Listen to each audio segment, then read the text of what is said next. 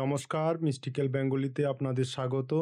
আজকের ক্লাসে আমরা আলোচনা করব WBCS এবং ইউপিএসসির অপশনাল বেঙ্গলি পেপারের যে বিষয়টি রয়েছে সেটি হচ্ছে বাংলা ভাষা স্তর এবং তাদের সংক্ষিপ্ত আলোচনা। সেই বিষয়টিকে নিয়ে আমরা মূলত আলোচনা করব। তো এই বিষয়টাকে আমরা মূলত কয়েকটা পর্বে আলোচনা করব। তো আজকে সেটার প্রথম পর্ব। এই প্রথম পর্বে যে বিষয়গুলোর উপর আমরা গুরুত্ব দেব সেগুলো হচ্ছে বাংলা ভাষা স্তর ও তাদের সংক্ষিপ্ত আলোচনা, প্রাচীন বাংলা ভাষা এবং প্রাচীন বাংলা ভাষার ধ্বনিতাত্ত্বিক আলোচনা। এই ক্লাসটি অনেকটাই বড় হবে, তাই মন দিয়ে ধৈর্য ধরে শুনবেন। এমনভাবে আমরা এই ক্লাসটিকে আলোচনা করেছি যাতে এই জায়গা থেকে যে কোনো ধরনের ইন্টারভিউ বলুন বা প্রিলিমেন যেখানেই যে টাইপের কোশ্চেন করুক না কেন আপনি তার উত্তর দিতে সক্ষম হবেন। তো চলুন শুরু করা যাক।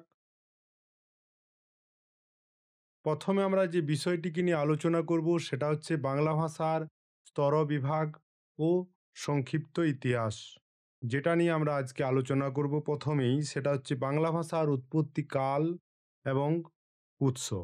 বাংলা ভাষা পৃথিবীর অন্যতম প্রাচীন এবং সমৃদ্ধ ভাষাগুলির মধ্যে একটি, যার আনুমানিক জন্মকালটি হল 900 থেকে 1000 খ্রিস্টাব্দের মধ্যবর্তী সময়। এর উৎস বা উৎপত্তি স্থল কি? ভাষাতাত্ত্বিকদের মতে বাংলা ভাষার প্রত্যক্ষ উৎস হল মাগধী অপভ্রংশ অবহট্ট। এটি ভারতীয় আর্য ভাষার বিবর্তনের শেষ স্তর। তবে কারো কারো মতে এর উৎস আদর্শ কথ্য প্রাকৃতের মধ্যেই নিহিত। এর বিবর্তনের ধারাটি কেমন ছিল?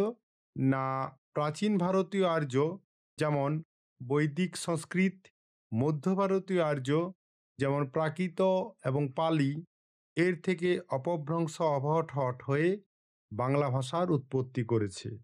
তাহলে গুরুত্বপূর্ণ নোট কি?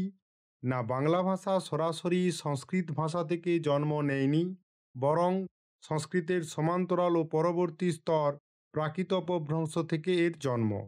তাহলে এখন এরপর আমরা পড়ব প্রধান কয়টি বাংলা ভাষার স্তর রয়েছে বা যুগ বিভাগ। বাংলা ভাষার প্রধান স্তর বা যুগ।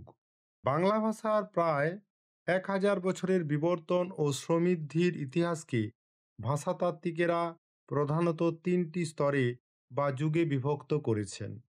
প্রতিটি স্তরেই ভাষার ধ্বনি, রূপতত্ত্ব, শব্দভাণ্ডার এবং সাহিত্যের দিক থেকে ভিন্ন বৈশিষ্ট্য বহন করেছে। যেমন এখানে দেখো স্তর বা যুগ। প্রথম, প্রাচীন বা আদি বাংলা বা বাংলা ভাষার আদি যুগ। এর সময়কাল 900 থেকে 1350 খ্রিস্টাব্দ। এর প্রধান বৈশিষ্ট্য এবং সাহিত্য নিদর্শন কী ছিল? না, চর্যাপদ হল এই স্তরের একমাত্র আদি নিদর্শন। ভাষার গঠন ছিল সরল এবং অনমনীয়। এরপর আসি আমরা মধ্য বাংলা বা মধ্যযুগীয় বাংলা ভাষায়। এটির সময়কাল হচ্ছে 1351 থেকে 1760 খ্রিস্টাব্দ পর্যন্ত। ভাষার নমনীয়তা এই সময় বৃদ্ধি পেয়েছিল। বৈষ্ণব সাহিত্য, মঙ্গলকাব্য, অনুবাদ সাহিত্য অর্থাৎ শ্রীকৃষ্ণ কীর্তন, মহাভারত প্রভৃতি কাব্যগুলো এই সময়েই সৃষ্টি হয়েছিল। এরপর আসে আধুনিক বাংলা বা আধুনিক বাংলা ভাষার যুগ। এর সময়কাল হচ্ছে 1761 থেকে বর্তমান সময় পর্যন্ত। এই সময়ে গদ্যের উদ্ভব হয়েছিল এবং তার দ্রুত বিকাশ হয়েছিল। ব্যাকরণ এবং অভিধান এই সময়েই লেখা হয়। ঈশ্বরচন্দ্র বিদ্যাসাগর, বঙ্কিমচন্দ্র, রবীন্দ্রনাথ ঠাকুরের হাত ধরে আধুনিক সাহিত্যের চরম বিকাশ হয়েছিল। তাহলে এর সারসংক্ষেপ কী হবে? না, বাংলা ভাষা 1 সহস্র বছরের বিবর্তনের ফসল। প্রাচীন সরলতা থেকে আধুনিক সাহিত্যিক সমৃদ্ধির পথে এটি আজ বিশ্বের অন্যতম একটি প্রাণবন্ত ভাষা। এখন আমরা আলোচনা করব প্রাচীন বা আদি বাংলাকে নিয়ে। প্রাচীন বা আদি বাংলা এর নিদর্শন কি? এই যুগের একমাত্র নির্ভরযোগ্য নিদর্শন হল চর্যাপদ। এটি বাংলা ভাষার আদি রূপটির পরিচয় বহন করে। এর সময়কাল কি? কালসীমা বিভাজন। এই স্তরটি আবার 1350 থেকে 1500 খ্রিস্টাব্দ পর্যন্ত প্রায় 150 বছরের অন্ধকার যুগ দ্বারা বিচ্ছিন্ন ছিল। এই সময়ে সাহিত্যের কোনো উল্লেখযোগ্য নিদর্শন পাওয়া যায় না। কেউ কেউ এটিকে আদি মধ্য বাংলায় অন্তর্ভুক্ত করেন। এর ভাষাগত বৈশিষ্ট্য কী ছিল? না মূর্ধন্য,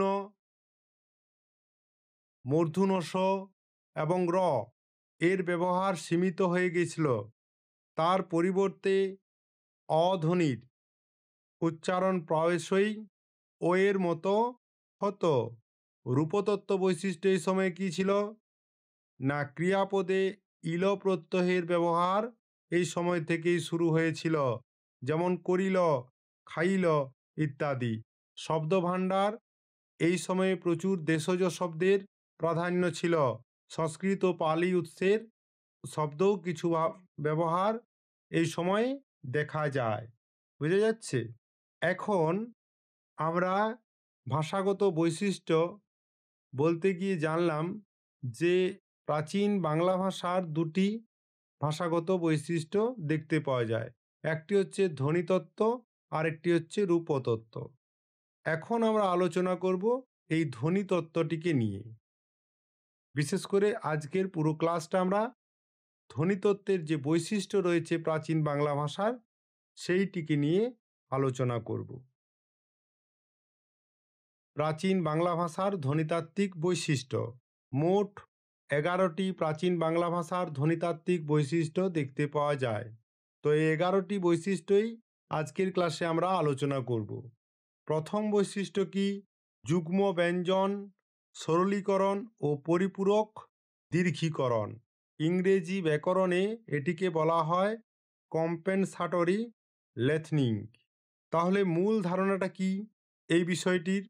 না প্রাচীন বাংলা ভাষার অন্যতম গুরুত্বপূর্ণ ধ্বনিতাত্ত্বিক পরিবর্তন হল আগের স্তর অর্থাৎ প্রাকৃত অপভ্রংশ থেকে আসা শব্দের যুগ্ম ব্যঞ্জনধ্বনির একক ব্যঞ্জনে সরলীকরণ, যেটাকে ইংরেজি ব্যাকরণে বলে সিম্পলিফিকেশন, এবং এই ধ্বনি লোপের ক্ষতিপূরণ হিসেবে পূর্ববর্তী হস্রস্বরের দীর্ঘ স্বররূপে উচ্চারণ। ভাষাতত্ত্বে একে ক্ষতিপূরণ বা পরিপূরক দীর্ঘীকরণ বলা হয়। বোঝা যাচ্ছে কি ঘটছে? না প্রাকৃত অপভ্রংশ থেকে আসা শব্দের যুগ্ম ব্যঞ্জনধ্বনির একক ব্যঞ্জনে সরলীকরণ ঘটছে এবং এই ধ্বনি লোপের ক্ষতিপূরণ হিসেবে পূর্ববর্তী হস্রস্বরের দীর্ঘস্বর রূপে উচ্চারণ হচ্ছে। মূল ধারণা কি তাহলে? প্রথম ধারণাটি কি হচ্ছে? যুগ্ম ব্যঞ্জন সরলীকরণ। এটি একটি ধারণা পাচ্ছি। এই ধারণাটার বৈশিষ্ট্য কি? না প্রাচীন ভারতীয় আর্য অর্থাৎ কি সংস্কৃত, তাহলে প্রাচীন ভারতীয় আর্য থেকে মধ্য ভারতীয় আর্য মানে প্রাকৃত অপভ্রংশ স্তরে আসতেই শব্দের মধ্যে থাকা যুক্ত ব্যঞ্জন, যেটিকে ইংরেজি গ্রামারে বলা হয় কনজাংক্ট কনসোন্যান্ট, এর রূপ পরিবর্তিত হয়ে যুগ্ম ব্যঞ্জনে পরিণত হয়। এরপর কি ঘটছে? এরপর প্রাচীন বাংলা স্তরে সেই যুগ্ম ব্যঞ্জনটি সরল হয়ে একক ব্যঞ্জনে পরিণত হচ্ছে। প্রথমে কি ঘটছে তাহলে? প্রথমে ঘটছে প্রাচীন ভারতীয় আর্য অর্থাৎ সংস্কৃত থেকে যেসব ভাষাগুলি প্রাকৃত বা অপভ্রংশ স্তরে আসছে সেই সব ভাষাগুলিতে থাকা যুক্ত ব্যঞ্জন এর রূপ পরিবর্তন হয়ে ওই যুক্ত ব্যঞ্জনগুলি হয়ে যাচ্ছে যুগ্ম ব্যঞ্জনে। এরপর কি ঘটছে? না এরপর প্রাচীন বাংলা স্তরে যখন আসছে ওই শব্দগুলো, তখন ওই যুগ্ম ব্যঞ্জনটি সরল হয়ে একক ব্যঞ্জনে পরিণত হচ্ছে। এখন বিষয়টা উদাহরণ সহ আলোচনা করলেই আপনাদের কাছে পরিষ্কার হবে। এই যে এখানে একটি উদাহরণ আছে, কার্য। এটি হচ্ছে সংস্কৃত একটি শব্দ। কার্যকে যদি ভাঙা হয় তাহলে কি পাবো আমরা? ক যুক্ত আ যুক্ত র যুক্ত অন্তুস্থ জ। তাহলে এই শব্দটি হচ্ছে কার্য। কার্য থেকে যখন অপভ্রংশে আসছে তখন সে হয়ে যাচ্ছে কজ্জতে। এরপর সেটি যখন প্রাচীন বাংলায় আসছে তখন তা হয়ে যাচ্ছে কাজে। এখন আমরা কি বলেছি যে প্রাকৃত অপভ্রংশ থেকে আসা শব্দের যুগ্ম ব্যঞ্জনধ্বনির একক ব্যঞ্জনে সরলীকরণ হচ্ছে। এখানে কার্যটি যদি ভাগ করি তাহলে অন্তুস্থ জয়রেবটি দেখো, এটি কি? এটি হচ্ছে যুক্ত ব্যঞ্জন। যুক্ত ব্যঞ্জন কেন না? র প্লাস অন্তুস্থ জ এই নিয়ে তৈরি হচ্ছে, তাই এটি যুক্ত ব্যঞ্জন। এখন এই যুক্ত ব্যঞ্জনটি প্রাকৃত ভাষায় এসে যুগ্ম ব্যঞ্জনে পরিণত হচ্ছে। কি হচ্ছে দেখো, কার্য থেকে কর্য হচ্ছে যুগ্ম ব্যঞ্জন। কি হচ্ছে? বর্গজ প্লাস বর্গজতে পরিণত হচ্ছে, অর্থাৎ যুক্ত ব্যঞ্জন হয়ে যাচ্ছে যুগ্ম ব্যঞ্জনে। তারপর কি হচ্ছে? যখন সেটি আধুনিক বাংলা বা প্রাচীন বাংলায় আসছে হয়ে যাচ্ছে কাজ, অর্থাৎ একক ব্যঞ্জনে পরিণত হচ্ছে। তাহলে কি হলো? যুগ্ম ব্যঞ্জনের একক ব্যঞ্জনে রূপান্তর ঘটছে। বোঝা গেল? এরপর কি ঘটছে না পরিপূরক দীর্ঘীকরণ ঘটছে। কিরকম ভাবে ঘটছে? যখন কোনো যুগ্ম ব্যঞ্জন, যুগ্ম ব্যঞ্জন বলতে কি বোঝায়? বর্গজ বর্গজয়ে দন্তন্যময়ে ইত্যাদি, এগুলো যখন লোপ পেয়ে একক ব্যঞ্জনে পরিণত হয়, যখন কোনো যুগ্ম ব্যঞ্জন লোপ পেয়ে একক ব্যঞ্জনে পরিণত হয় তখন শব্দটি উচ্চারণগত ভারসাম্য হারায়। সেই ভারসাম্য রাখার জন্য এবং উচ্চারণের সময়কাল বজায় রাখার জন্য যুগ্ম ব্যঞ্জনের ঠিক আগের হস্যস্বর বলতে কোনগুলি? অ, রস্বই এবং রস্যউ নিজে নিজেই দীর্ঘ স্বর রূপে, যেমন আ দীর্ঘ ই এবং দীর্ঘ উ উচ্চারিত হয়। এই স্বর দীর্ঘীকরণই হলো পরিপূরক দীর্ঘীকরণ। কি ঘটছে না যুগ্ম ব্যঞ্জন লোপ পেয়ে একক ব্যঞ্জনে পরিণত হচ্ছে, তখন শব্দটির উচ্চারণগত ভারসাম্য সঠিক থাকছে না। সেই ভারসাম্য এবং শব্দটির উচ্চারণের সময়কাল ঠিক রাখার জন্য যুগ্ম ব্যঞ্জনের ঠিক আগে যে হস্যস্বরটি থাকছে সে নিজে নিজেই দীর্ঘস্বর রূপে উচ্চারিত হচ্ছে। দেখো এই উদাহরণগুলো আলোচনা করলে বিষয়টি পরিষ্কার হবে। যেমন এখানে একটি উদাহরণ আছে, কর্ম। এটি প্রাকৃতে এসে পরিণত হচ্ছে কম্মতে, অর্থাৎ কি হচ্ছে? ক যুক্ত অ যুক্ত ময় ময়, তাই তো? কম্মতে হচ্ছে। এরপর আধুনিক বাংলা বা প্রাচীন বাংলায় রূপান্তরিত হচ্ছে কামে, অর্থাৎ কেমন হচ্ছে? ক যুক্ত আ যুক্ত ম, তাই তো? আমি কি বলেছিলাম এটি বর্ণনা করতে গিয়ে? যে যুগ্ম ব্যঞ্জনের ঠিক আগের হস্যস্বরটি, অর্থাৎ যুগ্ম ব্যঞ্জনের আগে কর্মের হস্যস্বর কোনটি? অ। এই হস্যস্বরটি নিজে নিজেই উচ্চারণকে ঠিক রাখার জন্য এবং সময়কালকে সঠিকভাবে পরিচালনা করার জন্য ও পরিবর্তিত হয়ে দীর্ঘস্বরে উচ্চারিত হচ্ছে। কি হয়ে যাচ্ছে? অটি পরিবর্তিত হচ্ছে আ দীর্ঘস্বরে, তৈরি করছে কি? কাম। বোঝা গেল? এরপর দেখো ধর্ম। এই ধর্ম শব্দটি যখন প্রাকৃতে আসছে পরিবর্তিত হচ্ছে ধম্মতে। এই ধম্ম শব্দটি যদি ভাগ করো তাহলে কি হবে? ধ যুক্ত অযুক্ত ময় ময়, সেখান থেকে প্রাচীন বাংলা বা আধুনিক বাংলায় তৈরি হচ্ছে ধাম, অর্থাৎ ধ যুক্ত আ যুক্ত ম, এখানেও অ আতে রূপান্তরিত হচ্ছে। একইভাবে জন্ম, তা থেকে মধ্য ভারতীয় আর্যতে পরিণত হচ্ছে জনম বলে, সেখান থেকে প্রাচীন বাংলা বা আধুনিক বাংলায় তৈরি হচ্ছে জাম শব্দটি, এখানেও অ আতে রূপান্তরিত হচ্ছে।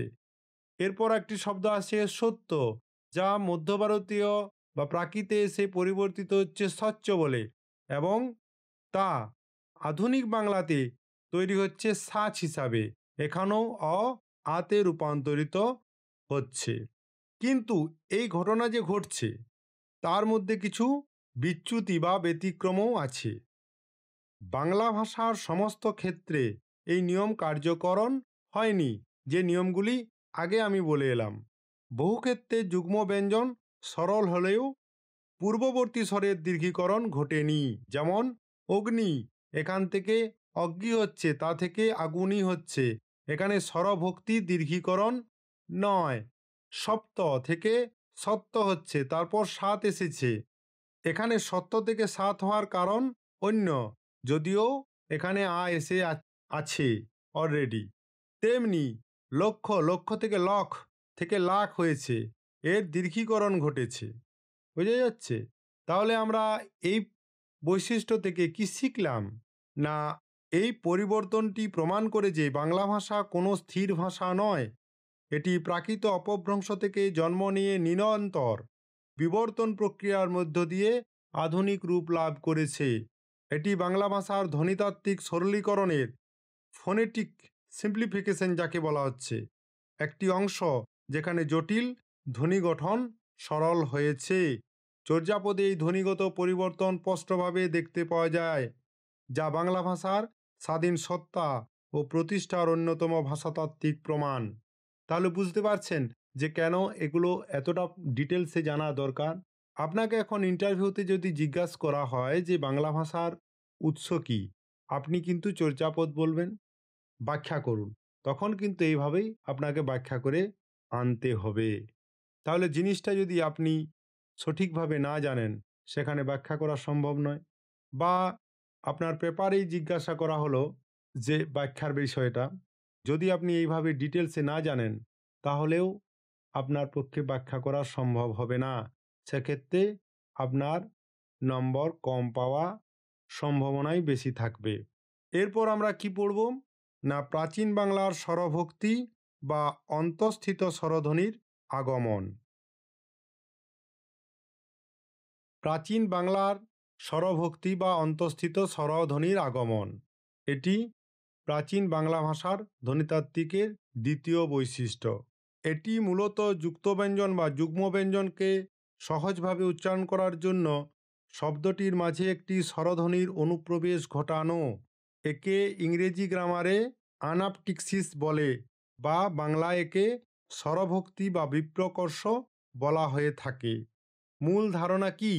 যখন শব্দে দুটো ভিন্ন প্রকৃতির ব্যঞ্জনধ্বনি পাশাপাশি থাকে, অর্থাৎ যুক্ত বা যুগ্ম অবস্থায়, তখন উচ্চারণ সহজ করার জন্য ওই ব্যঞ্জন দুটির মাঝখানে একটি সহায়ক স্বরধ্বনির, সাধারণত রস্বই বা রস্যউ চলে আসে।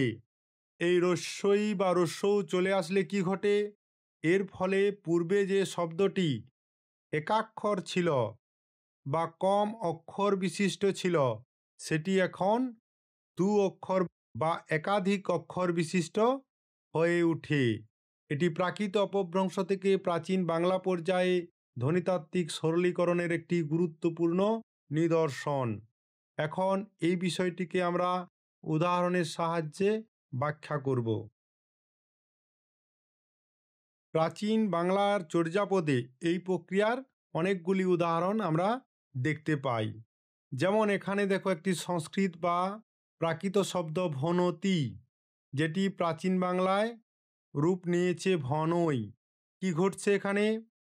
এখানে ত এবং রস্বই এর মাঝে একটি স্বরধ্বনির আগমন ঘটেছে। এক্ষেত্রে ত ব্যঞ্জনটি লোপ পেয়েছে এবং অ আর রস্বই আগত হয়েছে। এটি স্বরভক্তি বা ব্যঞ্জনধ্বনির লোপের মিলিত ফল। বুঝতে পারছেন কি ঘটছে? যেমন দেখুন পুস্তিকা, এখান থেকে, এটি একটি সংস্কৃত শব্দ, এর থেকে পথিয়া, এটি একটি প্রাকৃত শব্দ, তা থেকে প্রাচীন বাংলায় পরিবর্তিত রূপ হচ্ছে পখি বা পখিয়া। এখানে কি ঘটছে? তয়ে থয়ে, এটি ত এবং থ এই দুটি যুক্ত ব্যঞ্জন নিয়ে গঠিত।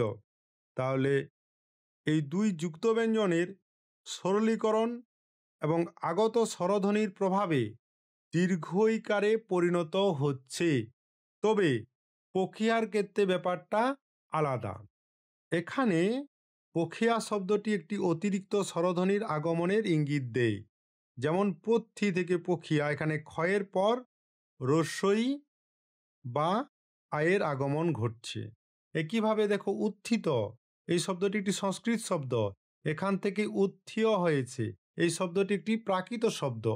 এটি যখন প্রাচীন বাংলা বা চর্যাপদে আসছে তখন এটি হচ্ছে উঠিয় বা উঠি।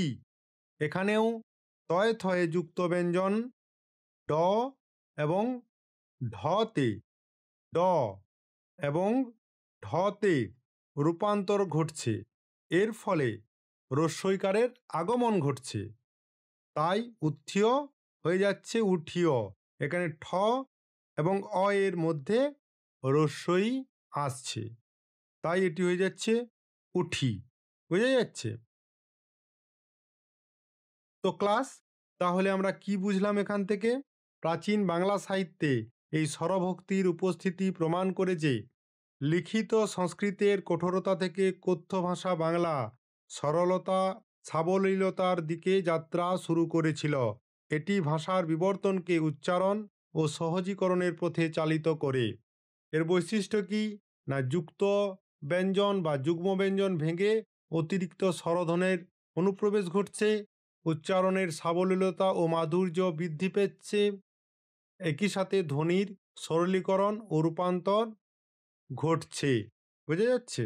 তাহলে এবার আমরা পড়ব প্রাচীন বাংলা ভাষার ধ্বনিতাত্ত্বিক বৈশিষ্ট্যের তৃতীয় বৈশিষ্ট্যটি। প্রাচীন বাংলা ভাষার ধ্বনিতাত্ত্বিক বৈশিষ্ট্যের তৃতীয় বৈশিষ্ট্যটি হচ্ছে স্বরধ্বনির অসংকোচন বা দ্বিস্বরের বিচ্ছেদ। বিষয়টা কি? না প্রাচীন বাংলা শব্দের মধ্যে পাশাপাশি দুটি স্বরধ্বনি থাকা সত্ত্বেও তাদের মধ্যে মিলন বা সন্ধি, যাকে ইংরাজিতে বলে কি কনস্ট্রাকশন বা ফিউশন, ঘটে না। কি ঘটে না? না প্রাচীন বাংলা শব্দের মধ্যে পাশাপাশি দুটি স্বরধ্বনি থাকা সত্ত্বেও তাদের মধ্যে মিলন বা সন্ধি ঘটে না। কি হয়? না দুটি স্বরের মধ্যেই বিচ্ছেদ বা ফাঁক বজায় থাকাকেই ভাষাতত্ত্বে স্বরভঙ্গ বা ইংরেজি ব্যাকরণে যাকে বলা হয় হাইআটাস। তাহলে এর মূল প্রক্রিয়া বা কারণ কি? না মূলত এর তিনটি কারণ দেখতে পাওয়া যায়। ব্যঞ্জনধ্বনির লোপ, না প্রাকৃত স্তর থেকে বাংলায় আসার পথে শব্দের মধ্যবর্তী কিছু ব্যঞ্জনধ্বনি লোপ পেয়ে যায়। দ্বিতীয়ত কি ঘটে? না স্বরধ্বনির নিকটে আসা, ব্যঞ্জনটি লোপ পাওয়ায় তার দুপাশে থাকা স্বরধ্বনি দুটি পাশাপাশি চলে আসে। তৃতীয় কি ঘটছে? সন্ধির অনুপস্থিতি। এই দুই স্বরধ্বনি যেমন রস্যৌ এবং আ, দুটি স্বরধ্বনি কি? এখানে রস্যৌ আর আ, এই দুই স্বরধ্বনি সংস্কৃত বা আধুনিক বাংলার মতো সন্ধি করে একক দীর্ঘস্বর কি ঘটাচ্ছে? একক দীর্ঘস্বর ও বা আ বা দ্বিস্বরে পরিণত হয় না, বরং তারা পৃথক সিলেবেল হিসাবে উচ্চারিত হতে থাকে। বুঝতে পারছো কি ঘটছে? আবার বলছি যে ব্যঞ্জনধ্বনির লোপ পাচ্ছে এবং স্বরধ্বনির নিকটে আসছে। যখন ব্যঞ্জনধ্বনি লোপ পাচ্ছে তখন তার পরিবর্তে স্বরধ্বনি দুটি পাশাপাশি আসছে এবং একই সাথে এই সময় কোনো সন্ধি ঘটাচ্ছে না। তাহলে কি ঘটাচ্ছে? যেটি ঘটছে সেটি হচ্ছে পৃথকভাবে সিলেবেল হিসাবে উচ্চারিত হচ্ছে। এর উদ্দেশ্য কি? এই প্রবণতার মূল কারণ হলো উচ্চারণকে সহজ করা। কথ্য ভাষায় অনেক সময় দুটি স্বরকে পৃথকভাবে উচ্চারণ করা স্বর সংকোচনের চেয়েও বেশি স্বাভাবিক মনে হয়। এখানে কিছু উদাহরণ এবং তার বিশ্লেষণ করলেই বিষয়টি আপনাদের কাছে পরিষ্কার হবে। যেমন এখানে একটি শব্দ নেওয়া হয়েছে উদাস। এটি একটি সংস্কৃত বা প্রাকৃত শব্দ। তার থেকে প্রাচীন বাংলায় এর রূপ হচ্ছে উআস। কেন এমন হচ্ছে? না উদাস এর যে দ ব্যঞ্জনটি লোপ পাচ্ছে, দ ব্যঞ্জনটি লোপ পাওয়ায় রস্যৌ এবং আ এই দুটি স্বর পাশাপাশি চলে আসছে এবং রস্যৌ এবং আ পৃথক উচ্চারণ ঘটছে। আবার বলছি যে উদাসের দ ব্যঞ্জনটি লোপ পাওয়ায় রস্যৌ এবং আ স্বর দুটি পাশাপাশি চলে আসছে এবং ওয়াস শব্দটি গঠন করছে। তেমনি আরেকটি শব্দ হচ্ছে নদী, যেটি প্রাকৃতে নই বলেও উল্লেখ করা আছে। এটি প্রাচীন বাংলায় নই বা নই হয়ে যাচ্ছে। এখানে কি ঘটছে না নদীর দ ব্যঞ্জন লোপের ফলে অ এবং রস্যই আর দীর্ঘই পাশাপাশি এসেছে, কিন্তু সন্ধি হচ্ছে না, তাই এটি নই এবং নই শব্দ তৈরি করেছে। এরপরে আরেকটি শব্দ নিচ্ছি বলিয়া। এখানেই আছে শব্দটি বলিয়া। বলিয়া শব্দটি একটি প্রাকৃত সংস্কৃত শব্দ, বাংলায় এসে কি হচ্ছে বলিয়া। এটি বাংলার প্রাচীন রূপ। এই বলিয়া থেকে বাংলার প্রাচীন রূপে কি হচ্ছে বলিয়া হচ্ছে। এখানে অন্তুস্থ ব্যঞ্জন লোপের কারণে রস্যই বা আ স্বর দুটি পাশাপাশি রয়েছে কিন্তু সংকুচিত হয়নি। তেমনি আরেকটি শব্দ এখানে নিচ্ছি, যেমন দেখো গাত্র, যেটি গা হচ্ছে, এটি প্রাচীন বাংলায় কি হচ্ছে গয় হচ্ছে। ঠিক আছে, এটি কেন এমন হচ্ছে না গাত্রর ত এবং র লোপের ফলে আ এবং অ স্বর দুটি পাশাপাশি এসেছে কিন্তু তাদের মধ্যে কোনো মিলন ঘটেনি, তাই গয় শব্দটি প্রাচীন বাংলায় তৈরি হয়েছে। তাহলে এর গুরুত্ব কি না এই বৈশিষ্ট্যটি প্রমাণ করে যে প্রাচীন বাংলা তখনও সন্ধিপ্রধান সংস্কৃতের কঠোর ব্যাকরণগত প্রভাব থেকে মুক্ত হয়ে স্বতন্ত্র কথ্য ভাষার রূপ নিচ্ছিল। আর একটি কি ঘটেছিল না পরবর্তী মধ্য ও আধুনিক বাংলা স্তরে স্বরভঙ্গের এই প্রবণতা কমে আসে। সেখানে এই রস্যৌ এবং আ প্রায়শই সন্ধি করে ওতে পরিণত হয়। উদাহরণ যেমন খাওয়া, খাওয়া। এখানে খ, আ, অ এবং আ কি হচ্ছে আমি কি বললাম যে রস্যৌ এবং আ এটি ওয়ে হচ্ছে ওতে পরিণত হচ্ছে। আধুনিক বাংলায় এটি স্বরসংকোচনের দিকে ঝুঁকেছে, তৈরি করেছে কি খায় বলে একটি শব্দ। চর্যাপদে ওয়াস থাকতো কিন্তু মধ্য বাংলায় তা প্রায়ই ওষের দিকে যাওয়ার প্রবণতা দেখায়। এরপর আমরা প্রাচীন বাংলা ভাষার ধ্বনিতাত্ত্বিক বৈশিষ্ট্যের চতুর্থ নম্বর বৈশিষ্ট্যটি নিয়ে আলোচনা করব। বাংলা ভাষার ধ্বনিতাত্ত্বিক বৈশিষ্ট্যের চতুর্থ নম্বর বৈশিষ্ট্য হল প্রাচীন বাংলার শ্রুতিধ্বনির আগম, বিশেষ করে অন্তুস্থ এবং ব ধ্বনির আগমন ঘটছে। কিভাবে না প্রাচীন বাংলা ভাষার একটি অন্যতম প্রবণতা ছিল স্বরভঙ্গ। ইংরেজি ব্যাকরণে যাকে বলা হচ্ছে হাইয়াটাস। এই প্রাচীন বাংলা ভাষার স্বরভঙ্গ দূর করে উচ্চারণকে মসৃণ করা হচ্ছে এই সময়ের একটি উল্লেখযোগ্য বৈশিষ্ট্য। তাহলে কি ঘটছে না প্রাচীন বাংলা ভাষার একটি অন্যতম প্রবণতা ছিল স্বরভঙ্গ দূর করে উচ্চারণকে মসৃণ করা। যখন কোনো শব্দের মধ্যে দুটি স্বরধ্বনি পাশাপাশি অবস্থান করত, যেখানে কোনো ব্যঞ্জনধ্বনি লোপ পেয়েছিল, তখন সেই দুটি স্বরধ্বনির মাঝে উচ্চারণকে সহজ করার জন্য একটি শ্রুতিধ্বনি স্বতঃস্ফূর্তভাবে এসে যেত। এই শ্রুতিধ্বনিগুলো মূলত দুটি, অন্তুস্থ অ এবং ব। তাই বলা হচ্ছে যে শ্রুতিধ্বনির আগমন ঘটছে অন্তুস্থ অ এবং বয়ের। বোঝা যাচ্ছে? আবার বলছি যে প্রাচীন বাংলা ভাষার একটি অন্যতম প্রবণতা হচ্ছে স্বরভঙ্গ। স্বরভঙ্গ কেন হতো না উচ্চারণকে মসৃণ করতে। যখন কোনো শব্দের মধ্যে দুটি স্বরধ্বনি পাশাপাশি অবস্থান করত, কেন পাশাপাশি অবস্থান করত না যেখানে কোনো সময়ে ব্যঞ্জনধ্বনি লোপ পেয়েছিল, তখন সেই দুটি স্বরধ্বনির মাঝে উচ্চারণকে সহজ রাখার জন্য একটি শ্রুতিধ্বনি স্বতঃস্ফূর্তভাবে এসে যেত। এই শ্রুতিধ্বনিগুলি হলো মূলত দুটি, অন্তুস্থ অ এবং ব। বোঝা যাচ্ছে? যদি পাশাপাশি থাকা প্রথম স্বরধ্বনিটি রস্বই বা এ হয়, অর্থাৎ উচ্চারণ স্থান তালু বা তার কাছাকাছি, মানে তালব্য ধ্বনি হয়, তবে তাদের মাঝে উচ্চারণকে মসৃণ করতে অন্তুস্থ জ আসে। যদি বুঝতে অসুবিধা হয় তাহলে ভিডিও দেখার সময় বারবার ব্যাকওয়ার্ড ফরওয়ার্ড করে ভিডিওটি দেখবেন, একাধিকবার শুনবেন, নিশ্চয়ই বুঝতে পারবেন যে আমি কি বলতে চাইছি। তো ক্লাস মূল আলোচনায় আসা যাক। এখন আমরা এটি তাহলে উদাহরণের সাহায্যে বোঝার চেষ্টা করব। কিটি বুঝবো? না অন্তুস্থ জ শ্রুতির আগমন কিভাবে ঘটছে।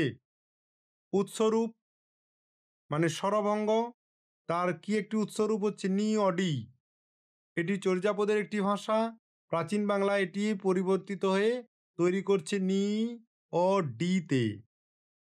এখানে রস্বই এবং অ স্বরধ্বনির মাঝে উচ্চারণের সুবিধার্থে অন্তুস্থ জয়ের আগমন ঘটছে। বোঝা যাচ্ছে? ব্যাস। আরেকটি শব্দ যেমন খাইয়া, প্রাচীন বাংলায় খাইয়া হচ্ছে, এখানে রস্বই এবং আ স্বরের মাঝে অন্তুস্থ জ ধ্বনির আগমন ঘটছে। এরপর আমরা আলোচনা করব ব শ্রুতির আগমন বা ডাব্লিউবি গ্লাইড নামে। ব শ্রুতির আগমন যদি পাশাপাশি থাকা প্রথম স্বরধ্বনিটি রস্যৌ বা ও হয়, অর্থাৎ যার উচ্চারণ স্থান ওষ্ঠ বা তার কাছাকাছি, মানে ওষ্ঠধ্বনি হয়, তবে তাদের মাঝে উচ্চারণকে মসৃণ করতে ব শ্রুতিধ্বনির আগমন ঘটে। কিভাবে ঘটে সেটি উদাহরণ সাহায্যে ব্যাখ্যা করলেই বুঝতে পারবেন। যেমন উৎসরূপ স্বরভঙ্গের ত্রিভুবন, এটি প্রাকৃত ভাষায় তৈরি করছে ত্রিভুবন, সেটি যখন প্রাচীন বাংলায় আসছে তখন হয়ে যাচ্ছে ত্রিভুবন। ত্রিভুবন থেকে ত্রিভুবন হলো, তা থেকে ত্রিভুবন হচ্ছে। কি হচ্ছে এখানে? রস্যৌ এবং অ, রস্যৌ এবং অ এই স্বরধ্বনির মাঝে উচ্চারণের সুবিধার্থে ব শ্রুতিধ্বনিটি চলে এসেছে। আবার একটি শব্দ নাও, আবই, যাকে বাংলা ভাষায় বলে আসে, সেটি প্রাচীন বাংলায় রূপ নিচ্ছে আবহি বা আবই। এখানে আ এবং রস্যই, আ এবং রস্যই এই স্বরের মাঝে ব ধ্বনির আগমন ঘটেছে, যা উচ্চারণকে সহজ করেছে। আরও একটি শব্দ নিচ্ছি, কবি। এখানে কবিটি প্রাচীন বাংলায় তৈরি করছে কি ক বডি, এখানে অ এবং রস্যই স্বরের মাঝে ব ধ্বনির আগমন ঘটছে। এখন আমরা পড়ব এই বৈশিষ্ট্যটির ভাষাতাত্ত্বিক গুরুত্ব তাহলে কি। না স্বরভঙ্গ নিবারণ, শ্রুতিধ্বনির আগম এই প্রমাণ করে যে বাংলা ভাষা উচ্চারণ সহজীকরণের পথে হাঁটছিল। এটি পূর্বের স্বরভঙ্গজনিত অস্বস্তিকরণ উচ্চারণকে দূর করে বাংলা ভাষার স্থায়ী রূপ। প্রাচীন বাংলায় শুরু হওয়া এই প্রবণতাটি মধ্য এবং আধুনিক বাংলা ভাষায় প্রায়শই স্থায়ী রূপে থেকে যায়। যেমন যাওয়া, খাওয়া এই শব্দগুলিতে আজও অন্তুস্থ জ এবং ব শ্রুতিধ্বনি দুটি বিদ্যমান। এরপর আমরা আলোচনা করব প্রাচীন বাংলা ভাষার ধ্বনিতাত্ত্বিক বৈশিষ্ট্যের মধ্যে 5 নম্বর বৈশিষ্ট্যটি। সেটি হচ্ছে প্রাচীন বাংলায় মহাপ্রাণ ধ্বনি হকারে রূপান্তর হওয়া। কেন এমন হচ্ছে? এই বিষয়টা কি? না প্রাচীন বাংলা ভাষার একটি অন্যতম প্রবণতা হলো শব্দের মধ্যে, অর্থাৎ দুটি স্বরধ্বনির মধ্যবর্তী স্থানে অবস্থিত মহাপ্রাণ ব্যঞ্জনধ্বনিগুলি যেটিকে ইংরেজি ব্যাকরণে বলে অ্যাসপিরেটেড কনসোনেন্ট। অ্যাসপিরেটেড কনসোনেন্ট লোপ পেয়ে বা দুর্বল হয়ে হ ধ্বনিতে রূপান্তরিত হওয়া। আবার বলছি যে প্রাচীন বাংলা ভাষায় একটি অন্যতম প্রবণতা হলো শব্দের মধ্যে অর্থাৎ দুটি স্বরধ্বনির মধ্যবর্তী স্থানে অবস্থিত মহাপ্রাণ ব্যঞ্জনগুলির লোপ পেয়ে বা দুর্বল হয়ে হ ধ্বনিতে রূপান্তরিত হওয়া। এখন আমরা আলোচনা করব এই বৈশিষ্ট্যটির ধ্বনিতাত্ত্বিক প্রক্রিয়াটিকে নিয়ে। মূল প্রক্রিয়াটি কি না, মহাপ্রাণ ধ্বনি যে ব্যঞ্জন ধ্বনিগুলি উচ্চারণ করার সময় ফুসফুস থেকে অতিরিক্ত বায়ুপ্রবাহের প্রয়োজন হয়, যেমন খ, ঘ, ছ, বর্গজ, ঠ, ঢ, থ, ধ, ফ, ভ, এগুলো হচ্ছে মহাপ্রাণ ধ্বনি। দ্বিতীয় হচ্ছে ধ্বনির দুর্বলতা বা রূপান্তর ঘটছে। দুটি স্বরধ্বনির মাঝে অবস্থিত মহাপ্রাণ ধ্বনিগুলির উচ্চারণের সময় দুর্বল হয়ে পড়ে এবং উচ্চারণের সুবিধার জন্য সেই স্থানে অল্পপ্রাণ ঘোষধ্বনি হয়ের আগমন ঘটে।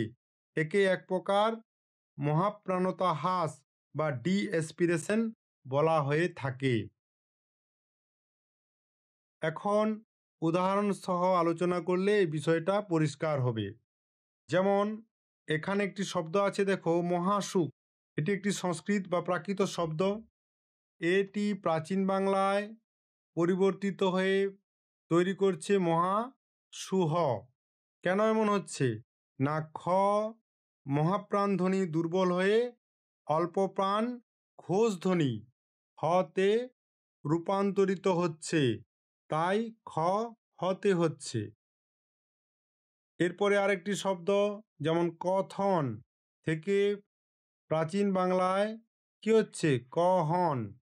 এখানে থ মহাপ্রাণ ধ্বনি, এই থ মহাপ্রাণ ধ্বনি দুই স্বরের মাঝে দুর্বল হয়ে হ এ রূপান্তরিত হয়েছে। তারপরে যেমন একটি শব্দ লাঢ, এখান থেকে প্রাচীন বাংলায় এই শব্দটি উচ্চারিত হচ্ছে লা হড হিসাবে। এক্ষেত্রে ঢ মহাপ্রাণ ধ্বনিটি হয়ে রূপান্তরিত হয়েছে। তাহলে প্রাচীন বাংলা ভাষার ধ্বনিতাত্ত্বিক বৈশিষ্ট্য যেগুলি আলোচনা করছি তার মধ্যে এই বৈশিষ্ট্য থেকে কি শিখলাম? উচ্চারণগত সরলতা। এই পরিবর্তনটি প্রমাণ করে যে প্রাচীন বাংলা ভাষা আরও উচ্চারণগতভাবে সরল এবং সাবলীল হওয়ার দিকে এগোচ্ছিল। এছাড়াও এই হকারের আগম বা রূপান্তর পরবর্তী মধ্য বাংলা স্তরে একটি স্থায়ী বৈশিষ্ট্য হিসেবে প্রতিষ্ঠিত হয় এবং বহু আধুনিক বাংলা শব্দে এর প্রভাব দেখতে পাওয়া যায়। উদাহরণস্বরূপ সাধু থেকে সাও থেকে সাও।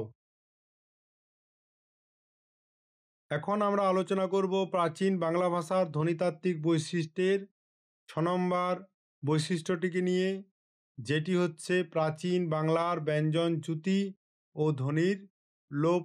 প্রাচীন বাংলা ভাষার একটি প্রধান প্রবণতা হল শব্দের মধ্যে বিশেষত দুটি স্বরধ্বনির মধ্যবর্তী স্থানে, যেটিকে ইংরেজি ব্যাকরণ অনুসারে বলা হয় ইন্টার ভোকালিক পজিশন, দুটি স্বরধ্বনির মধ্যবর্তী স্থানে অবস্থিত দুর্বল ব্যঞ্জনধ্বনিগুলির উচ্চারণের সুবিধার জন্য লোপ পাওয়া।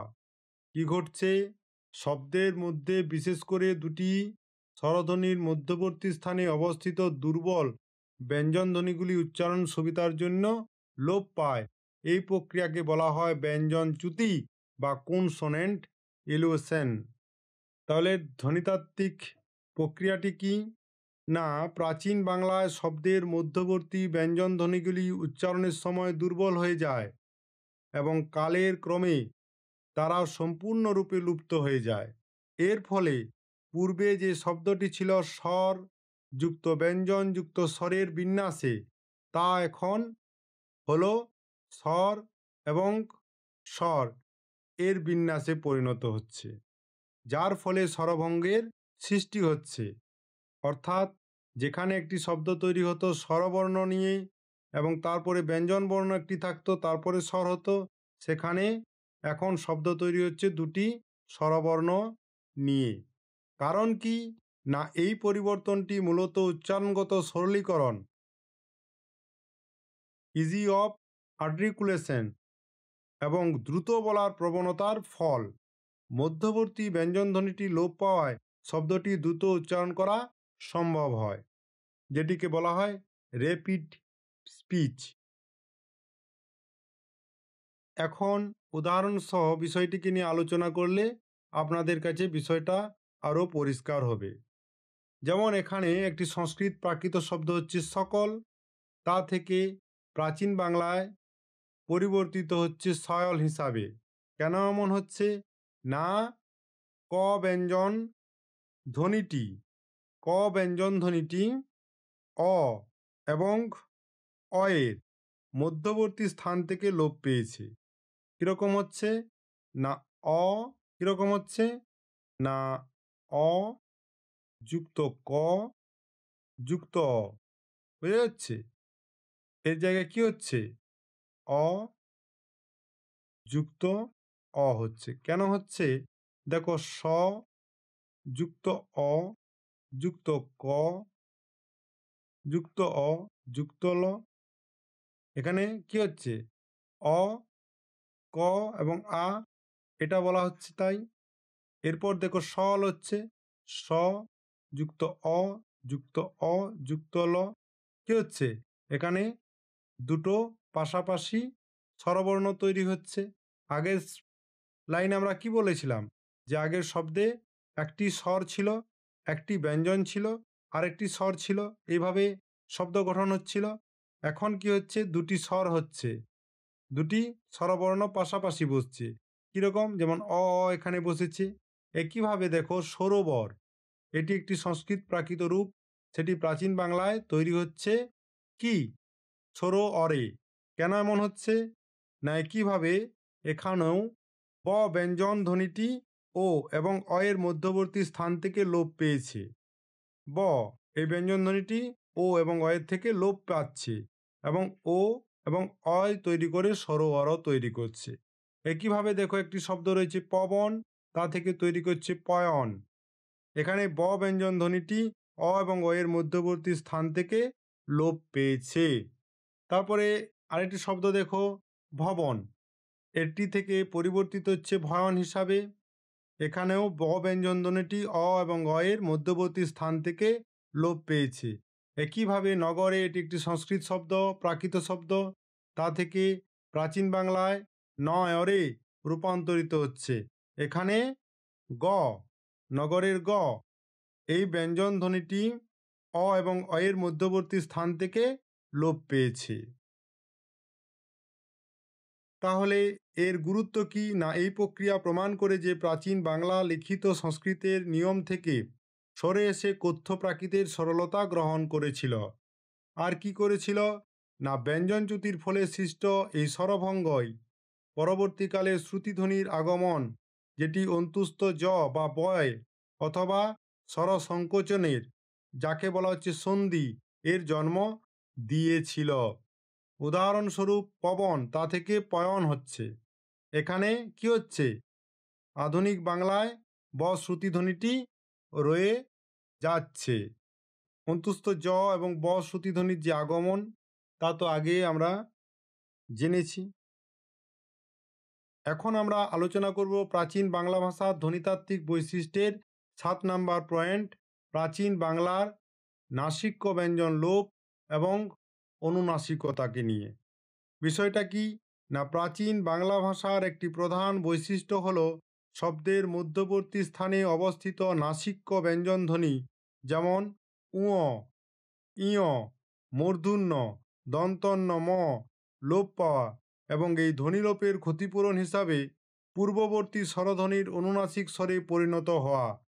এই প্রক্রিয়াকে নাসিক্য ভবন বা পরিপূরক অনুনাসিকতা, যাকে ইংরেজি ব্যাকরণে বলা হয় কম্পেনসাটরি ন্যাসালাইজেশন। কি ঘটছে না, শব্দের মধ্যবর্তী স্থানে অবস্থিত নাসিক্য ব্যঞ্জনধ্বনি যেমন উঁ, ইয়, মূর্ধন্য, দন্তন্য এবং ম এই ধ্বনিগুলো লোপ পাচ্ছে। এই ধ্বনি লোপের ক্ষতিপূরণ হিসেবে পূর্ববর্তী স্বরধ্বনির অনুনাসিক স্বরে পরিণত হচ্ছে। বোঝা যাচ্ছে? এই প্রক্রিয়াকে বলা হচ্ছে নাসিক্য ভবন বা পরিপূরক নাসিকতা বা পরিপূরক অনুনাসিকতা। তাহলে মূল প্রক্রিয়া কি হচ্ছে?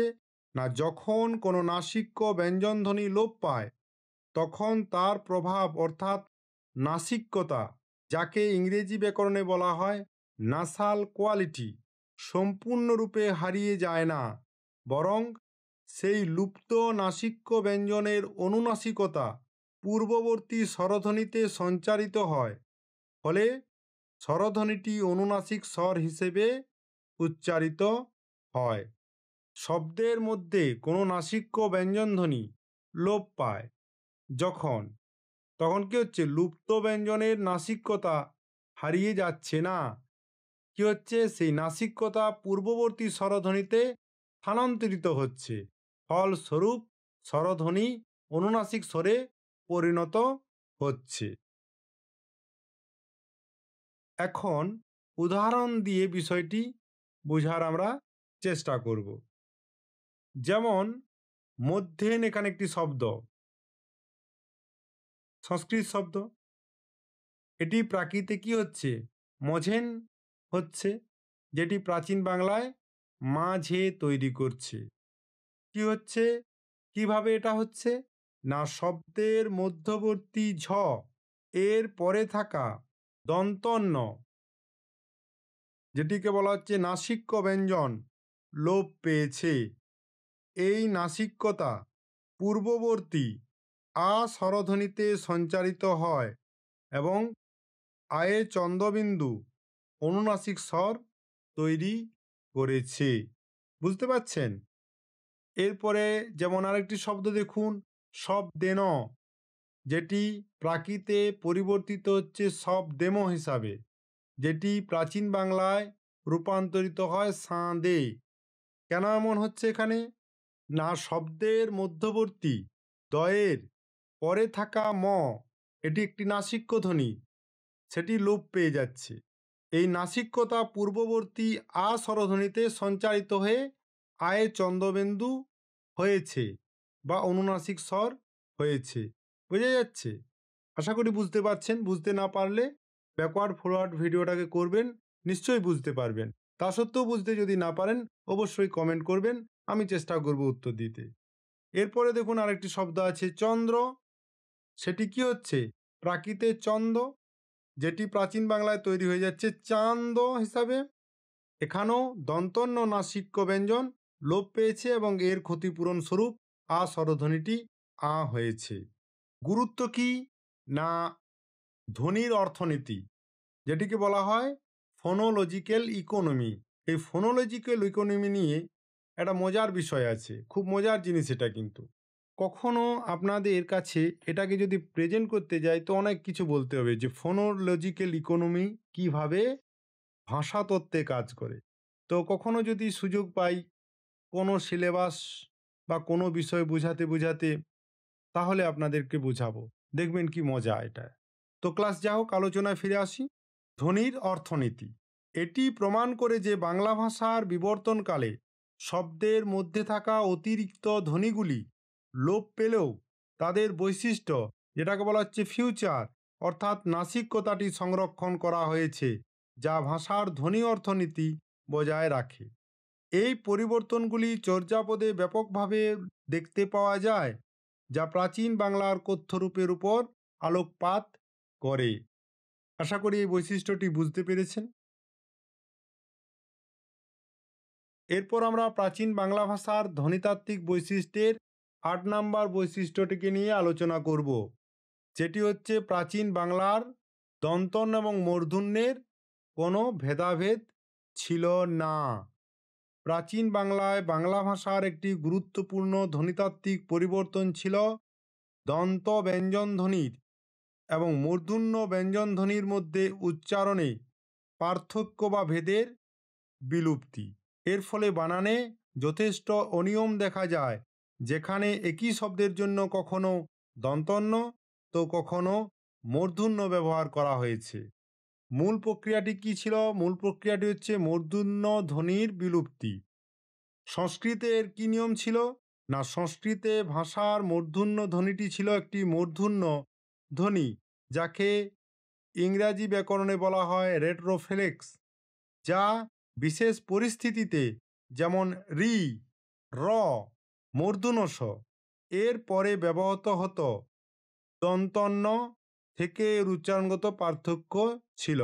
তাহলে প্রাচীন ভাষায় অর্থাৎ সংস্কৃতে কি ব্যবহার হতো? না, মূর্ধন্য ধ্বনিটি ছিল একটি রেট্রোফ্লেক্স ধ্বনি, যা বিশেষভাবে রি, র মূর্ধন্যের পরে বসত, এবং দন্তন্য থেকে এর উচ্চারণগত পার্থক্য যথেষ্ট ছিল। এখন প্রাকৃত বা অপভ্রংশ স্তরের মধ্য দিয়ে আসার সময় বাংলা তার মূর্ধন্য ধ্বনিগুলি অর্থাৎ মূর্ধন্য, দন্তস্ব, অড় এবং ডয়শূন্য ড় অধিকাংশই হারাতে শুরু করে বা সেগুলির উচ্চারণকে দুর্বল করে। সবশেষে মূর্ধন্য তার স্বতন্ত্র মূর্ধন্য উচ্চারণ হারিয়ে সাধারণ দন্তন্যের মতো উচ্চারণ হতে শুরু করে। এর ফলে কি হচ্ছে? বানানের যথেষ্ট অনিয়মিততা দেখতে পাওয়া যায়। উচ্চারণে কোনো পার্থক্য না থাকার কারণে লেখকেরা শব্দের ব্যুৎপত্তি বা সংস্কৃতের নিয়ম সম্পর্কে নিশ্চিত না থাকলে প্রায়শই বানানে স্বচ্ছন্দতা দেখাতেন। অর্থাৎ দন্তন্য যেখানে হবে সেখানে মূর্ধন্য দিতেন, যেখানে মূর্ধন্য হবে সেখানে দন্তন্য যোগ করে দিতেন। এই অনিয়মিততা দেখা গিয়েছিল। এর উদাহরণ কি? না, যেমন ধরো নাবি। নাবি বানান দুটি লক্ষ্য করো, এটি দন্তন্য আকার বয় দীর্ঘই আছে, মূর্ধন্য আকার বয় দীর্ঘই আছে। এর অর্থ কি? এর অর্থ হচ্ছে নারী। এখানে দন্তন্য এবং মূর্ধন্য উভয়েই ব্যবহৃত হয়েছে, যে উচ্চারণ কোণে পার্থক্য ছিল না। এরপর আছে নিয় এবং নিব, যার অর্থ হচ্ছে নিকট। শব্দের মধ্যে এখানেও দন্তন্য এবং মূর্ধন্য উভয়েই ব্যবহার করা হয়েছে। এরপর আরেকটি শব্দ আছে যেমন নাড়িল বা নাড়িল, যার অর্থ হচ্ছে নাড়ানো। এক্ষেত্রেও দন্ত ও মূর্ধন্য ধ্বনির মধ্যে ভেদাভেদ ছিল না। তাহলে গুরুত্ব কি ছিল? এই অভেদত্ব প্রমাণ করে যে বাংলা ভাষা সংস্কৃতের কঠোর ধ্বনিতাত্ত্বিক নিয়ম থেকে মুক্ত হয়ে কথ্য ভাষার সরলতাকে গ্রহণ করেছিল। একই সাথে বর্তমান বাংলা ভাষায় দন্তন্য ও মূর্ধন্য এর উচ্চারণগত পার্থক্য প্রায় নেই বললেই চলে, যদিও বানানে তৎসম শব্দের ক্ষেত্রে এখনও মূর্ধন্যত্ব বিধান কঠোরভাবে অনুসরণ করা হয়। এই প্রবণতার বীজ প্রাচীন বাংলাতেই রোপিত হয়েছিল। এরপর আমরা প্রাচীন বাংলা ভাষার ধ্বনিতাত্ত্বিক বৈশিষ্ট্যের ৯ নম্বর পয়েন্টটিকে নিয়ে আলোচনা করব, যেটি হচ্ছে প্রাচীন বাংলার শীষ ধ্বনির অভেদ ও শিথিলতা। প্রাচীন বাংলা ভাষায় ৩টি শীষ ধ্বনি, তালব্য ষ, মূর্ধন্য ষ এবং দন্তস্ব, এর উচ্চারণে বা প্রয়োগে কোনো সুনির্দিষ্ট পার্থক্য ছিল না। এই ৩টি ধ্বনি প্রায়ই একই শব্দের বানানে বিকল্পভাবে ব্যবহৃত হতো, যা প্রমাণ করে যে তাদের উচ্চারণের স্থানিক ভেদাভেদ শিথিল হয়ে গিয়েছিল, যেটাকে বলা হচ্ছে আর্টিকুলেশন ডিফারেন্স। মূল প্রক্রিয়াটি কি? না, শীষ ধ্বনির দন্তমুখী প্রবণতা। নিয়মটি কি? না, সংস্কৃত ভাষায় এই ৩টি ধ্বনির উচ্চারণের যথেষ্ট পার্থক্য ছিল। যেমন তালব্য ষয়ে তালব্য ধ্বনি, যেটিকে বলা হয় পেলাটাল সিবিল্যান্ট। এরপর হচ্ছে মূর্ধন্য ষয় মূর্ধন্য ধ্বনি, যেটিকে বলা হয় ইংরেজি ব্যাকরণে রেট্রোফ্লিক্স সিবিল্যান্ট।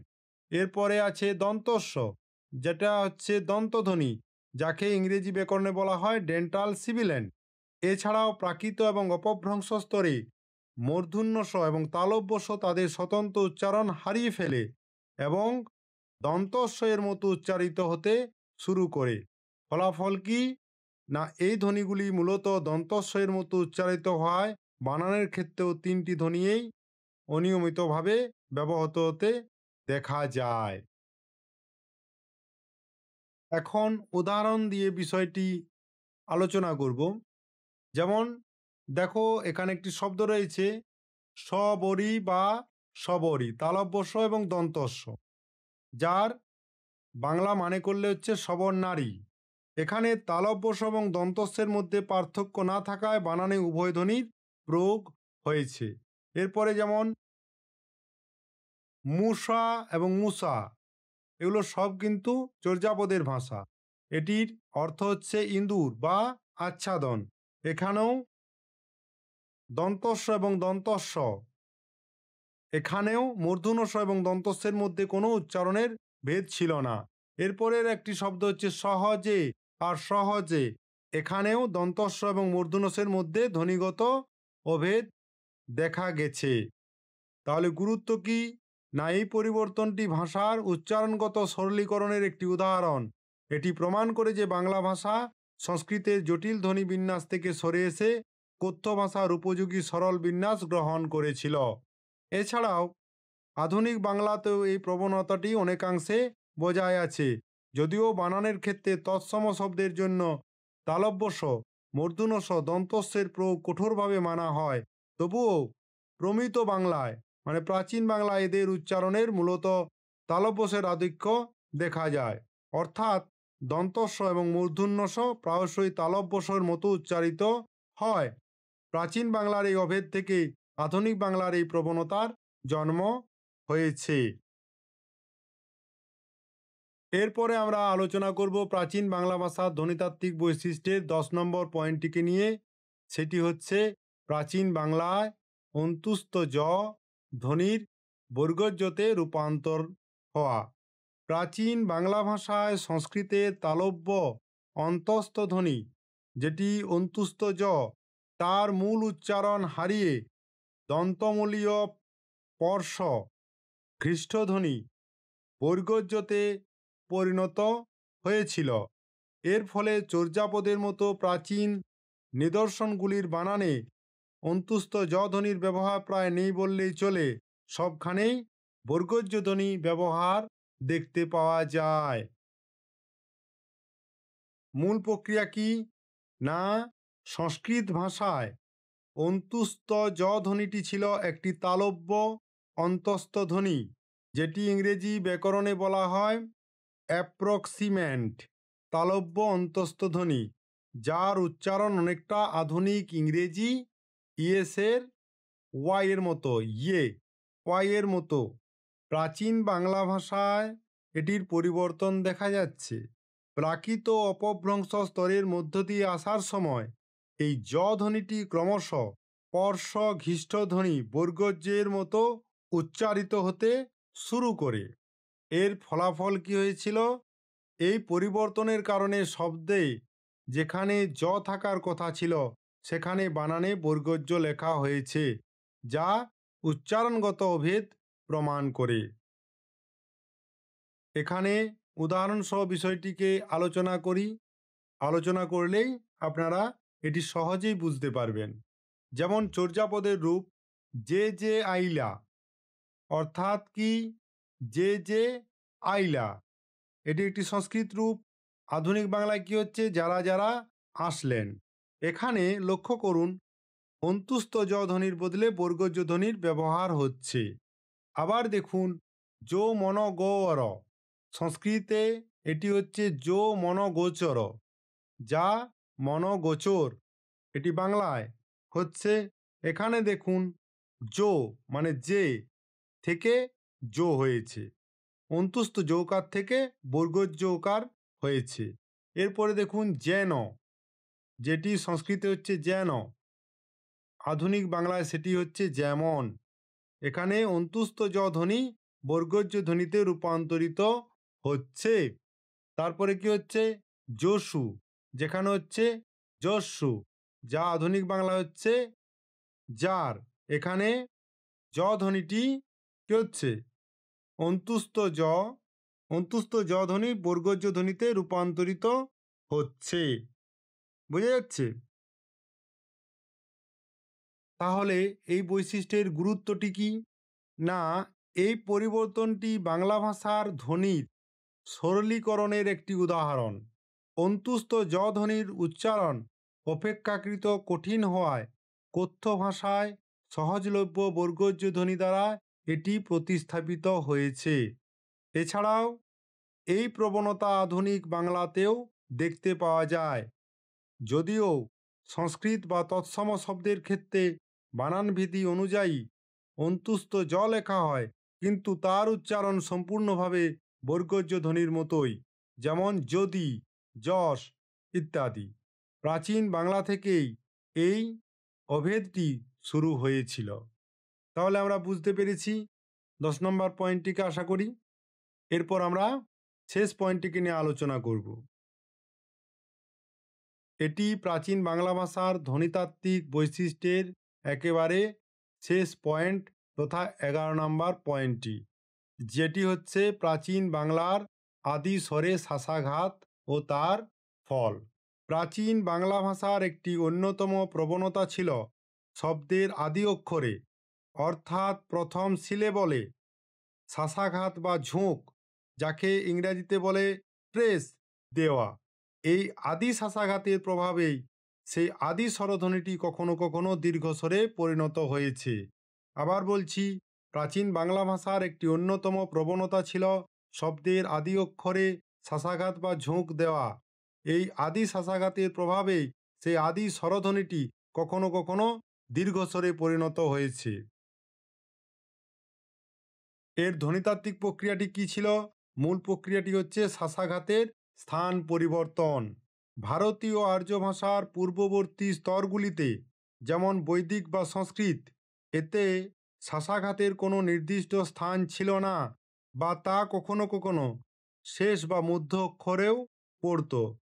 কিন্তু প্রাচীন বাংলায় এবং বাংলা ভাষার একটি সাধারণ বৈশিষ্ট্য হিসাবে শাসাঘাত সাধারণত শব্দের প্রথম সিলেবলের উপরেই ন্যস্ত হয়। যখন কোনো স্বরধ্বনির উপর অতিরিক্ত চাপ বা শাসাঘাত পড়ে, তখন সেটি স্বাভাবিকের চেয়ে একটু বেশি সময় ধরে উচ্চারিত হয়। এই বেশি সময় ধরে উচ্চারণ করাই হলো দীর্ঘ স্বরের রূপান্তর। বোঝা গেল? নিশ্চয়ই বোঝা যাবে, নিশ্চয়ই বোঝা যাবে এটি উদাহরণ সহ আলোচনা করলেই। যেমন এখানে একটি শব্দ আছে, দেখুন, অকট। এটি প্রাচীন বাংলা হচ্ছে আকট। এখানে অয়ের উপর শাসাঘাত পড়ায় অ স্বরধ্বনিটি দীর্ঘ আতে পরিণত হয়েছে। আবার দেখুন, একটি শব্দ আছে চলন, যেটি প্রাচীন বাংলায় হয়েছে চালন হিসাবে। এখানে চয়ের সঙ্গে যুক্ত অ স্বরটি শাসাঘাতের প্রভাবে দীর্ঘ আতে পরিণত হয়েছে। এরপরে দেখুন, একটি শব্দ আছে খর। এখানে প্রাচীন বাংলায় হয়েছে তাই ঘাড় হিসাবে। এখানে ঘয়ের সঙ্গে যুক্ত অ স্বরটি শাসাঘাতের প্রভাবে দীর্ঘ আতে পরিণত হয়েছে। তারপরে আবার একটি শব্দ দেখুন, ডম্বি। এটি প্রাচীন বাংলায় হয়েছে আলো ডম্বি হিসাবে। এখানে আলো শব্দটি সম্ভবত শাসাঘাতের প্রভাবেই দীর্ঘ হয়েছে। বোঝা যাচ্ছে যে কিভাবে দীর্ঘ হচ্ছে স্বর? তাহলে এই বৈশিষ্ট্যের গুরুত্ব কি? না, এই শাসাঘাত পরিবর্তন এবং দীর্ঘকরণ মূলত বাংলা ভাষাকে কথ্য ভাষার আরও কাছাকাছি নিয়ে আসে। শাসাঘাত স্থির থাকায় উচ্চারণ সহজ হয়। এই আদি শাসাঘাতের প্রবণতাটি প্রাচীন বাংলায় ঘটে যাওয়া অন্যান্য ধ্বনি পরিবর্তনের, যেমন মধ্যবর্তী ব্যঞ্জন লোপ, নাসিক্য ভবন অন্যতম অনুঘটক, বা ইংরেজিতে যাকে বলা হয় ক্যাটালাইস্ট হিসেবে কাজ করেছে। তাহলে এই গেল প্রাচীন বাংলা ভাষার ধ্বনিতাত্ত্বিক বৈশিষ্ট্যের 11টি পয়েন্ট। প্রত্যেকটি পয়েন্ট আমি খুব ডিটেলস আলোচনা করেছি। আশা করি আপনি ইউটিউব ভিডিও বা ইন্টারনেট সার্চ জুড়ে এমন ভিডিও হয়তো আর দেখতে পাবেন না। তাই এই ভিডিওটিকে খুব গভীর মনোযোগ দিয়ে দেখুন। যেখানে বুঝতে অসুবিধা হচ্ছে, ভিডিওকে ব্যাকওয়ার্ড ফরওয়ার্ড করতে থাকুন, দিয়ে শুনুন, একাধিকবার শুনুন। তাতেও না বুঝতে পারলে আমাকে কমেন্টে লিখে জানান যে কোথায় বুঝতে অসুবিধা হচ্ছে। আপনার কমেন্টের উত্তর আমি নিশ্চয়ই দেব, আপনাকে বোঝানোর চেষ্টাও করে যাব। আমার উদ্দেশ্য ভিউ বাড়ানো নয়, আমার উদ্দেশ্য হচ্ছে আপনারা কিছু শিখুন, আর আপনাদের শেখাতে শেখাতে আমি নতুন কিছু শিখি। এটাই আমার এই চ্যানেল তৈরি করার উদ্দেশ্য। তাহলে যে 11টি বৈশিষ্ট্য আমরা জানলাম, সেগুলি কি কি একবার আমরা রিমাইন্ড করে দিই। না, যুগ্ম ব্যঞ্জনের সরলীকরণ ও পরিপূরক দীর্ঘীকরণ। ১ নাম্বার পয়েন্ট এটি। কি ঘটছে ১ নাম্বার পয়েন্টে? না, পূর্ববর্তী স্তরের যুগ্ম ব্যঞ্জন ধ্বনিগুলি যেমন কজ্জ, ধম্ম লোপ পেয়ে একক ব্যঞ্জনে যেমন কাজ, ধামে পরিণত হয়েছে। এই ধ্বনিলোপের ক্ষতিপূরণ বাবদ পূর্ববর্তী হস্বস্বরটি দীর্ঘস্বরে যেমন আতে পরিণত হয়েছে এবং যা পরিপূরক দীর্ঘীকরণ ঘটিয়েছে। উচ্চারণকে সহজ করার জন্য যুক্ত বা যুগ্ম ব্যঞ্জনের মাঝে একটি সহায়ক স্বরধ্বনি যেমন রস্যই বা রস্যউর আগমন ঘটেছে। এটি হচ্ছে স্বরভক্তি বা অন্তঃস্থিত স্বরধ্বনির আগমন ঘটছে, যেটি দ্বিতীয় পয়েন্ট। তৃতীয় পয়েন্ট কি হচ্ছে? স্বরভঙ্গ বা স্বরসংকোচনের অনুপস্থিতি। কি হচ্ছে? শব্দের মধ্যে পাশাপাশি অবস্থিত দুটি স্বরধ্বনি যেখানে ব্যঞ্জন লোপ পেয়েছে, সন্ধি করে একটি স্বরে পরিণত হয়নি, বরং পৃথকভাবে উচ্চারিত হয়েছে। চতুর্থটি কি? শ্রুতিধ্বনির আগম, অন্তুস্থ জ এবং ব। স্বরভঙ্গজনিত অস্বস্তি দূর করতে পাশাপাশি দুটি স্বরধ্বনির মধ্যে অন্তুস্থ রস্যই বা ইয়ের পরে, রস্যই বা এর পরে অথবা ব রস্যু বা ও এর পরে শ্রুতিধ্বনির আগমন ঘটেছে। মহাপ্রাণ ধ্বনির হকারে রূপান্তর হচ্ছে। ৫ নাম্বার পয়েন্ট। দুটি স্বরধ্বনির মধ্যবর্তী মহাপ্রাণ ব্যঞ্জনগুলির যেমন খ, থ দুর্বল হয়ে হকারে রূপান্তরিত হয়েছে, অর্থাৎ মহাপ্রাণতার হ্রাস হচ্ছে। এরপর আসি ৬ নম্বর পয়েন্টটিতে, যেটি হচ্ছে মধ্যবর্তী ব্যঞ্জনধ্বনির লোপ বা ব্যঞ্জনচ্যুতি হচ্ছে। শব্দের মধ্যে বিশেষত দুটি স্বরধ্বনির মধ্যবর্তী একক ব্যঞ্জনধ্বনি উচ্চারণের সুবিধার জন্য লোপ পেয়েছে। এরপর আসি ৭ নাম্বার পয়েন্টটিতে, নাসিক্য ব্যঞ্জন লোপ ও অনুনাসিকতা। শব্দের মধ্যবর্তী নাসিক্য ব্যঞ্জনগুলি যেমন মূর্ধন্য দন্তন্য ম লোপ পেয়েছে এবং এই ব্যঞ্জন লোপের ক্ষতিপূরণ বাবদ পূর্ববর্তী স্বরধ্বনিটি অনুনাসিক স্বরে পরিণত হয়েছে, যাকে বলা হচ্ছে পরিপূরক অনুনাসিকতা। এরপর আসি ৮ নাম্বার পয়েন্টে, দন্তন্য এবং মূর্ধন্যেরও ভেদ। দন্তন্য এবং মূর্ধন্য এর মধ্যে উচ্চারণের কোনো পার্থক্য ছিল না, উভয়ই দন্তন্যের মতো উচ্চারিত হতো। এই অভেদের কারণে বানানে যথেষ্ট অনিয়মিততা দেখা গিয়েছিল বা বর্তমানেও দেখা যায়। এরপর আসি আমরা ৯ নম্বর পয়েন্টটিতে, যেটা হচ্ছে শীষ ধ্বনির অভেদ। তালব্যস্য, মূর্ধন্যস্য এবং দন্তস্যের কোনো ভেদাভেদ ছিল না প্রাচীন বাংলা ভাষায়। যেমন তালব্যস্য, মূর্ধন্যস্য এবং দন্তস্যের এই তিনটি শীষ ধ্বনির উচ্চারণের কোনো স্পষ্ট পার্থক্য ছিল না। এদের উচ্চারণ মূলত দন্তস্যের দিকে ঝোঁক ছিল। এরপর আসি ১০ নম্বর পয়েন্টটিতে, সেটি হচ্ছে অন্তুস্থ জ ধ্বনির বর্গজ্যতে রূপান্তর। সংস্কৃতের তালব্য অন্তস্থ ধ্বনি অন্তুস্থ জ তার উচ্চারণ হারিয়ে দন্তমলীয় পৃষ্ঠ ঘৃষ্ট ধ্বনি বর্গজ্যয়ে পরিণত হয়েছিল। এর কারণে চর্যাপদে অন্তুস্থ জয়ের পরিবর্তে বর্গজ্যের ব্যবহার বেশি দেখতে পাওয়া যায়। এখান থেকে কি বুঝলাম? হঠাৎ করে আপনাকে যদি কোশ্চেন করা হয় পরীক্ষায় যে চর্যাপদে অন্তুস্থ জয়ের পরিবর্তে বর্গজ্যের ব্যবহার কেন করা হয়েছিল, আপনি যদি এর বিষয়ে ডিটেলস না জানেন তাহলে আপনি কি উত্তর দেবেন? তো ক্লাস সবশেষ পয়েন্টটিতে আসি এবারে। আদি স্বরে শ্বাসাঘাত ও দীর্ঘীকরণ। শব্দের প্রথম বা আদি অক্ষরে শ্বাসাঘাত পড়েছে, এই শ্বাসাঘাতের প্রভাবে সেই আদি স্বরধ্বনিটি কখনো কখনো দীর্ঘস্বরে পরিণত হয়েছে। তাহলে এই ক্লাসটির উপসংহারে আমি কি বলবো? না, প্রাচীন বাংলা ভাষার ধ্বনিগত পরিবর্তনের মূল প্রবণতা ছিল উচ্চারণের সরলীকরণ ও কথ্যরূপের প্রতিষ্ঠা। এই সময়ে মহাপ্রাণ ধ্বনির হ্রাস, ব্যঞ্জনের লোপ, স্বরভঙ্গ, শ্রুতিধ্বনির আগম, নাসিক্যতা ও দীর্ঘস্বর সৃষ্টি সবকিছুই দেখায় যে বাংলা ভাষা ধীরে ধীরে সংস্কৃতের জটিল ধ্বনিবিন্যাস থেকে সরে এসে নিজের স্বাভাবিক, সহজ, ছন্দময় উচ্চারণ রীতি গড়ে তুলেছিল। চর্যাপদের ভাষা এই রূপান্তরের জীবন্ত নিদর্শন, যা পরবর্তী মধ্য ও আধুনিক বাংলার ভিত্তিকে স্থাপন করেছিল। তো ক্লাস এই ছিল প্রাচীন বাংলা ভাষার ধ্বনিতাত্ত্বিক পরিবর্তনের একটি সম্পূর্ণ বিশ্লেষণ।